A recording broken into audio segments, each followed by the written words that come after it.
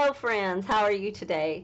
Well, I am a little bit late with my Monday mix-up. It's pretty late in the afternoon on Monday, but I wanted to be sure and get this video out there.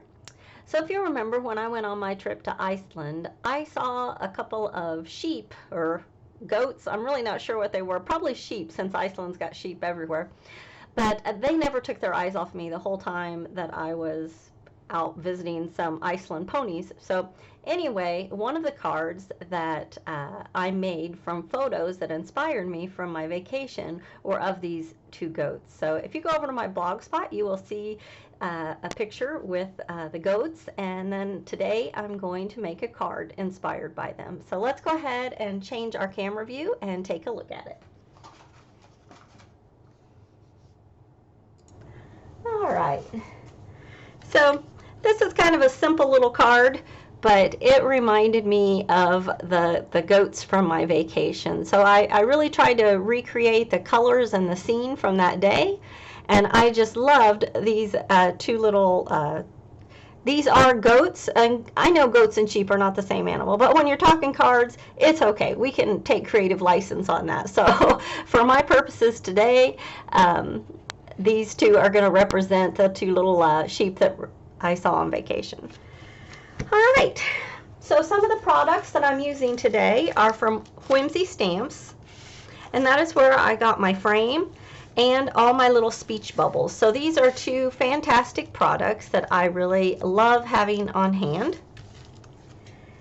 Then I have this little background stamp set from the ink blot shop, and it's really fun because I used the little pebbles here that could be rocks or it could be sand, and then I used some of the grass borders back here. So I used that.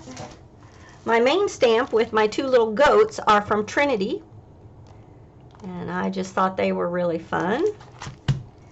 I chose my paper from the Stamps of Life. And then my funny sayings came from Waffle Flower. All right, so I think that covers it. So to begin, we're going to create our background. And I'm going to do that using my Misty. And we're just going to go ahead and stamp our sand, or well, rocks and grass. So let me grab that from Ink Blot Shop.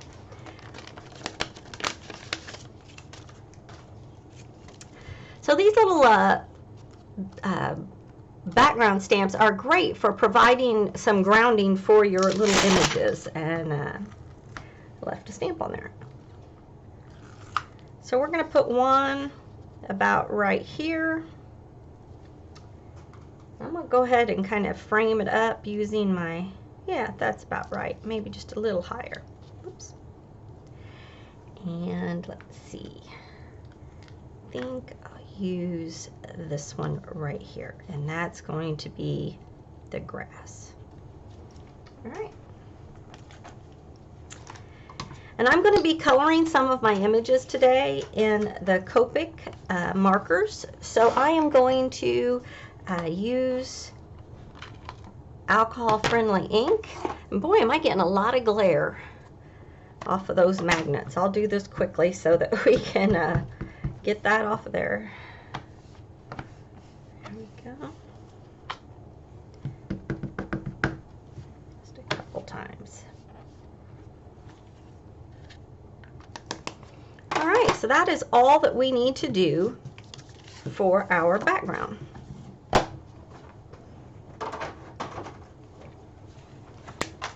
Oops, not that one. We're going to do just a little bit of stenciling.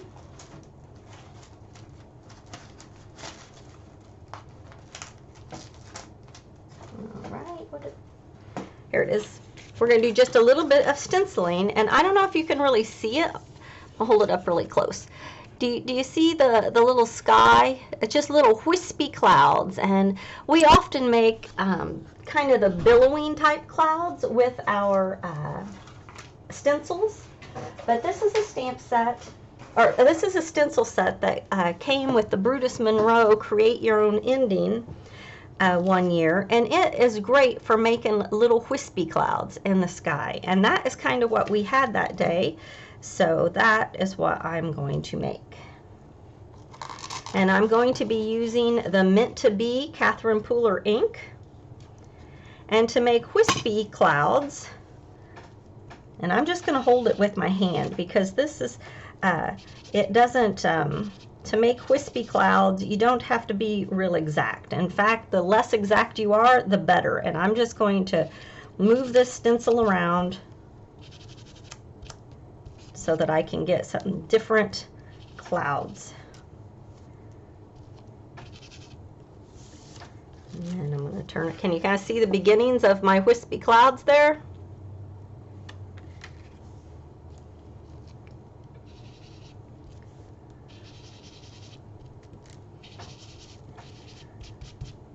So have any of you had any fun travels this summer? And if so, did you, like me, be inspired by some of the things that you saw and take it back to your craft room and incorporate it in your craft room?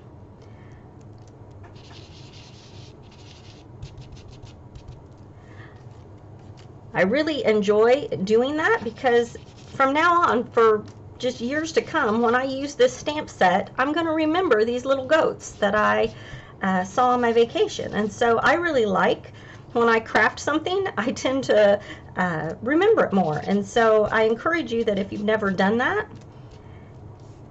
to just be inspired by the world around you and the things that you do. Now, one thing that's important when you're making wispy clouds is to change the pressure that you're putting on your whatever you're using to blend with. And so whether you're using a makeup brush or a rounded dauber like this, some of it you want to do heavier, some of it lighter, and be very random with it. And that's going to create your wispy clouds. But you also want to make sure that you're leaving some white. So now that I've kind of got my clouds made, I'm going to kind of go over my sky just lightly without the stencil to provide just a little bit of overall color. Especially kind of over here on the edges. I don't think any of my edges won't show, but I don't want it to be like all cloud or white out there on the, so, all right, and so there's my stencil. This is what you need. Another thing this is great for, this kind of little a stencil that looks like this, is making like wispy smoke coming out of like a coffee cup or hot cocoa, or excuse me, out of like a fire. Anytime you want wispy smoke, same way as you make the wispy clouds, you're just the other way around. So, all right, so now that we have our clouds, the next thing we need to do is work on the Copic coloring. And for my grass on this card, I'm going to use these two colors. I'm using YG63 and G94. And I'm going to start with a little bit of the darker to just go along the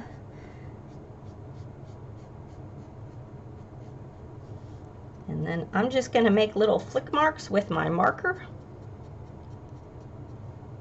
I'm going to do that all the way up, trying to be as random as I can.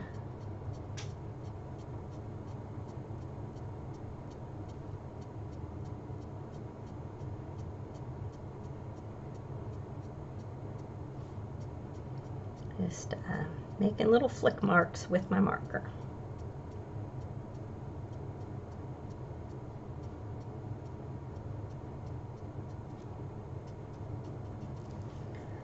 All right, now I'm going to come back with my lighter color and just blend those out.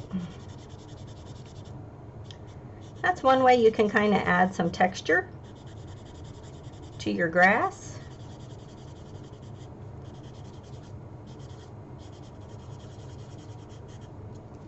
Now I'm going to show you in my original. In this one you can see that I made my little flick marks much, much closer together. And so that gives you a little bit of texture back there. But that would take a long time for me to do that for the video. But you can kind of see here where I started. When you do it and you lay it over the top of one another, Just keep going back over it, going all the way up.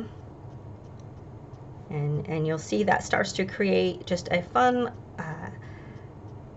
grass texture in your background. It is a little time consuming though.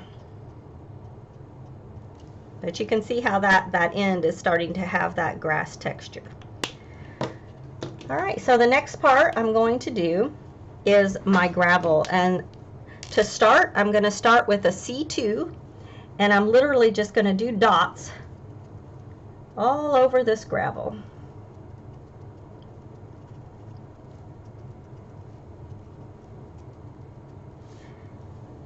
Then I'm going to come in with a C3, and again, I'm just going to do dots randomly, but I'm trying to get any white space that I may have left from the first gray.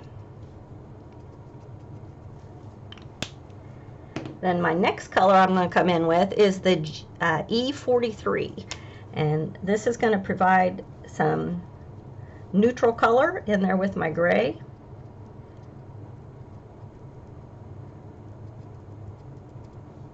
And again, just putting that all over there. And now I'm coming in with E51, and same thing. Finish off any place that might be white. Now I'm just going to come backwards, do the dark gray again over the top, and you start to see that rock look kind of emerging. Okay, now I've got my lightest color again, which is my C2, and I'm going to go ahead and color down to the base where my frame will cover it up.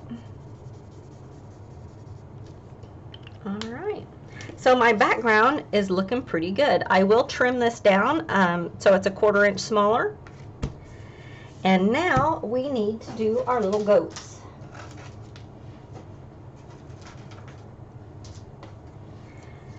Alright, for all of my little goats, I have already started coloring them, and I used the C2 and the C3, and I think I brought in a little C5 to create my shadows. And I have die cut them twice, the colored ones, and then I did an extra one, because instead of popping them up, I'm just going to give them dimension by layering them. So we're going to come back, and I'm just going to color the parts that are left here. And when I colored them, I went ahead and added sections to make them match the goats that I saw, even though the stamp is not like that. And we'll do this little guy. He was more white, and their white was very, very dirty. So, and now I'm going to come in with this darker color and do his hooves.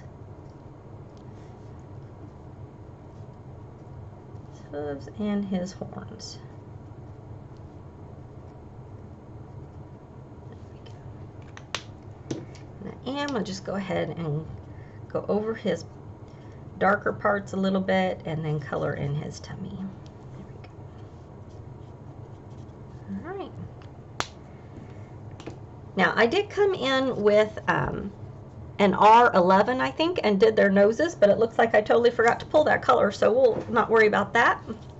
And the next thing we have to do is to stamp our sentiments. So when you die cut the Whimsy Speech Bubble die, you come out with lots of fun speech bubbles.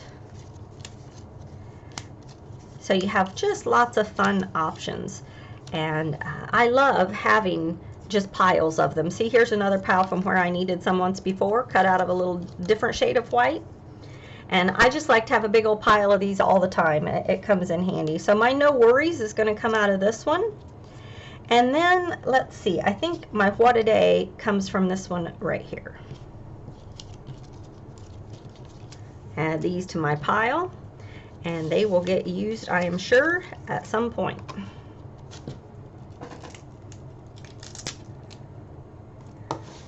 Okay, so I'm going to grab my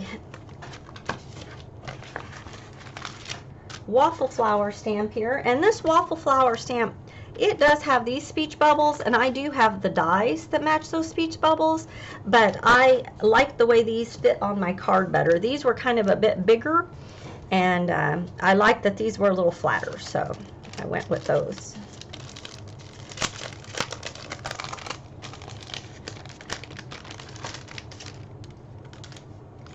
All right, I'm going to use the No Worries.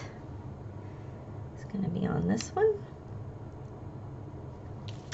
And then my What a Day stamp actually comes from this little stamp set from the Stamps of Life. So this was another Stamps of Life product that I used, and that's where I got my What a Day. And this was actually a stamp set that came in one of their card kits. So there we go. And I am going to stamp these in the VersaFine Clair, because I want a nice deep dark impression.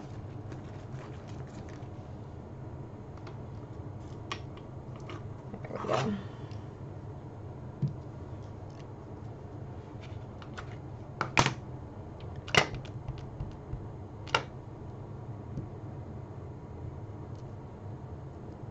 There you go. I love it. You can always count on VersaFine Clair to give you a great impression. Clean that stamp off real quick. So this was just a fast, easy card. It has no super difficult technique to it or anything, and it's really more about taking your everyday experiences, from whether it's your vacations, your things you're doing with your kids. It could be all kinds of things, but letting those everyday occurrences kind of inspire you in your craft room. So that is really the main point that I wanted to kind of bring out today. There's things to be inspiring all over the place, and to take that into your art and make a cute card. So this would be a great card to share with a friend who's just having troubles for whatever reason, and it says "I goat you babe" down here at the end. So the "I goat you babe" did come from the Trinity stamp set that had our goats in it, and I just thought that was such a cute saying. So the only thing left here is to layer up our pieces that we wanted to double up, and that's just you could layer these up, 3 or 4 times. I just did it one time.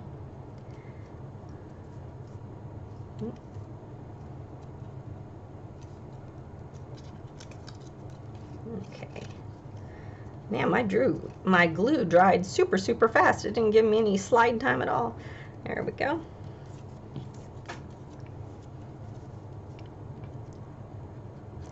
So the reason I'm late with my Monday mix-up is because I was rearranging my craft room, and if you've ever done that, if you have a craft room, you know that it takes way longer. Like, you do one thing and then you got to do another thing and another thing. Excuse me.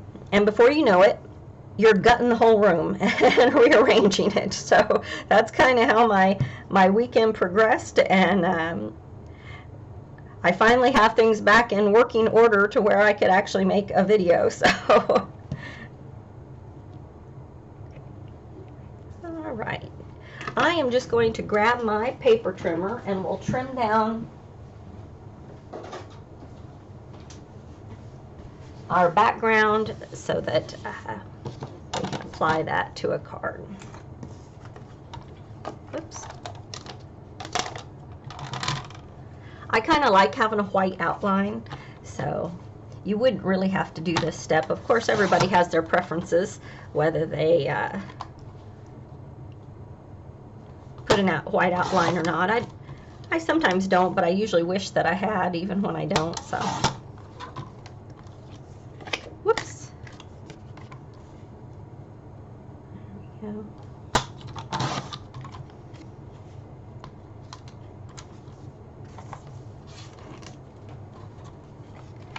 When I do Monday mix-ups, I don't go out and buy anything additional. I'm always just pulling from my stash. And that's really what I want to encourage you to do. Of course, like all of us, I love buying new product, and I often do, but I also want to make sure I'm using what I already have. So that's kind of how the Monday mix-up came about, was just, you know, going into your own stash, your own collection, and pulling out different pieces and putting them together to make something new and different. I doubt that anybody else pulls out this exact same combination of products, but you may have similar products in your stash. I'm sure you might have some cloud stencils, speech bubbles, and little sayings, little critters, and that's the point, just to get everybody using their stash. It makes, whoops, I don't want to glue that yet, but I'm going to go ahead and put it in there since I added glue to it, but I better do my frame first. There it is. I'll go ahead and add my frame. But it makes me sad when I hear so many people say, oh, I bought that, but I've never used it. And it happens to all of us. It sneaks up on us, and you realize, oh, I bought that 2 years ago. I still haven't used it. So I like to have a little basket that I keep, and when I see something in my stash that I haven't used, I like to take it out and set it kind of off to the side so that I will remember to grab that and use it. And I like to have at least 2 or 3 things in that basket at a time. And usually about 1 day a week, I will pull out something from that basket to create with. And that's kind of how the Monday mix-up was born, was just my desire to make sure I'm using all the wonderful products that I have in my craft room. And I don't think I'm alone on that. I hear a lot of people that, you know, you see the professionals doing it, and it's like, oh, I want that. We run and buy it, and then you get busy and you don't get a chance to use it. So let's pull those things out and put them to use, right? You can do your own version of Monday mix-up where you're using your products. All right. There we go. Now you might notice there's a little bit of a different shade of green, and that's because in my paper pad I didn't have any more of this color green, so I had to grab a different one. But I like it both ways. I think it works either way. So, all right, there we go.